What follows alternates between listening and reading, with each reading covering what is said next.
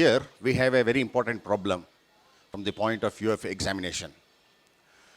The displacement y of an oscillating particle varies with time according to the equation y is equal to 2 sine 0.5 pi t, where y is in meter and t is in second. You have to find out 4 different values. The first one is find the amplitude of the oscillation, the time period of the oscillation, maximum velocity of the particle, and maximum acceleration of the particle, which is executing simple harmonic motion. Now, if you look at the relation given, the relationship between y and t, given y is equal to 2 sine 0.5 pi t.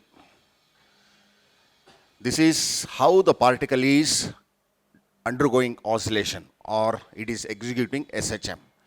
This equation is in total comparison with the equation y equals a sine omega t. So if we compare the different terms, we see in place of amplitude 2, in place of omega, we see 0.5 pi and t is t only. Therefore, on comparing both these equations, comparing a equals 2 meters, the amplitude is 2 meters and omega is 0.5 pi. So we found the amplitude is 2 meters, and omega, time period, we have to find out. But we know that omega is 0.5 pi, but what is omega? Omega is 2 pi by t in terms of period. Therefore, 2 pi by t is equal to 0.5 pi. Therefore, t is equal to 2 pi by 0.5 pi. Cancelling pi and pi, we get 4 seconds. Therefore, time period is 4 seconds. What does it mean? It means that the particle to undergo one complete oscillation takes 4 seconds of time. Then what else we want? We want Vmax.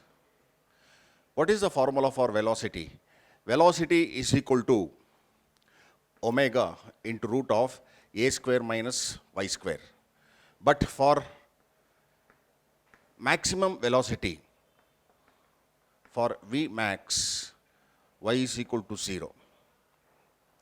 So V is equal to omega into root of a square, that is a. So Vmax is, omega is 0.5 pi into 2, that is equal to 1 pi, or that is 3.14 meters per second. So this is the value of the maximum velocity, and we also need to find maximum acceleration, A max. A max is omega square into a, that is 0.5 pi square into 2, that is 0.1 pi square, that is around 4.935 meters per second square. So this is the value of the acceleration of the particle executing simple harmonic motion. Note that this type of problem is very important, where you will be required to calculate amplitude, time period, and hence frequency. If you take the reciprocal of period, you will get frequency, maximum velocity, and acceleration of the particle.